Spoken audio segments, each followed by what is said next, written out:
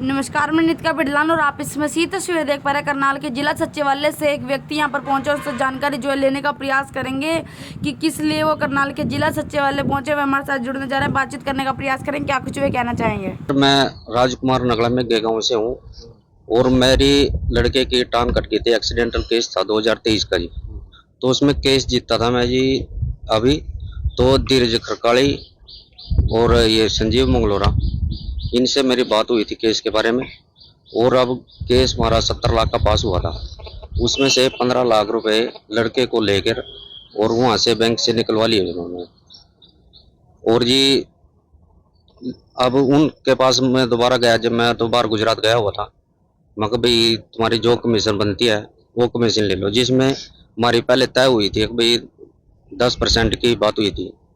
फिर संजीव खरकाली ने, ये धीरज खरकाली ने ये बोला कि भाई चलो कोई बात नहीं, हम तुम्हारे साथ हैं, तुम 8% भी दे देना, हम तेरा लड़के का केस जीत के देंगे। मैं जी ठीक है।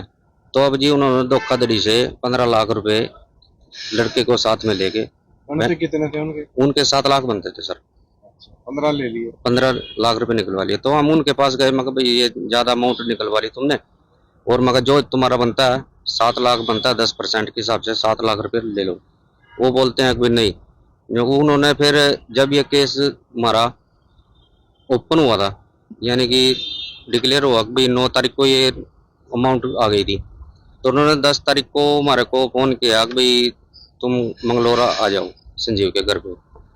तो मैं घर पे चला गया जी। सर जी उन्होंने कहा कि भाई तुम्हारा केस थोड़ा ढीला पड़ गया, और वकील, ये संजीव वकील है, ये कहने लगे कि भाई तेरी अमाउंट बढ़ जाएगी। हमारी जज साहब से बात हो गई है और जज से 6 लाख रुपए देने हैं, और भाई तेरा केस स्ट्रॉन्ग हो जाएगा, वो रिटायरमेंट पे है और तुम्हें अच्छी अमाउंट जाता जाता अच्छी अमाउंट दे जाएगा।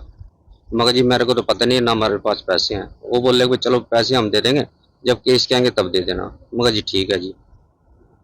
तो अब उन्होंने 15 लाख रुपए निकलवा लिया, जबकि केस पहले ही जीत चुके थे। उनके पास आ गई थी डिटेल, अभी 9 तारीख को हम केस जीत चुके हैं। तो ये जी 7-7.5 लाख रुपए उन्होंने एक्स्ट्रा लिए गए हैं जी।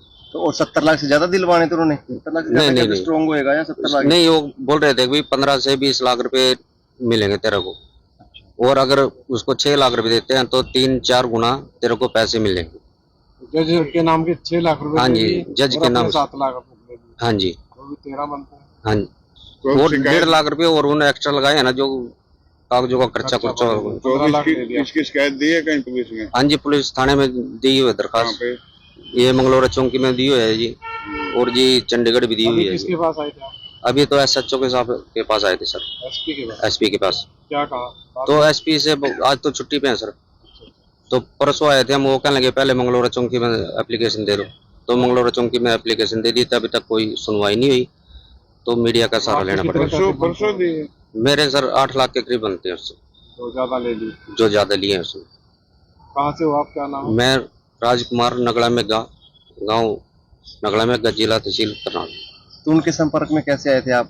तो 2 एडवोकेट हैं वो जी पहले हमारे गांव में आते जाते थे, पहचान थी जी, हमारे भतीजे की पहचान थी, वो ही उनको लेके आए और उन्होंने ही बात कराई थी। तो मैं उनको लेके भी आया था इनके पास, धीरज खरकाली के पास। मगर जी सर ऐसे करके मगर बात है, मगर उन्होंने पैसे ज़्यादा काट लिए। और वो बोलते हैं कि तुमने कभी आज तक इतने पैसे देखे हैं जो अब मिल गए हैं? और मैंने कहा जी, मगर नहीं जी, मगर नजायज काटो, जो आपकी कमीशन है वो ले, जो हमारा बनता है वो हमारा दे दो। वो बोलता है कि भाई सरकार हमारी है भाई, ऊपर तक क्या करेगा। तो वाइस चेयरमैन उनकी पत्नी? हाँ जी, वाइस उसकी पत्नी जी। तो उनके कितने बनते हैं? उनके 7 लाख बनते हैं। अच्छा, लेगे कितने आपसे? 15 लाख। तो आप कितने और चाहते हैं? भाई मैं ये चाहूंगा जी, जो मेरा हक बनता है जो मेरे को दिया जाए, जो उनका बनता है वो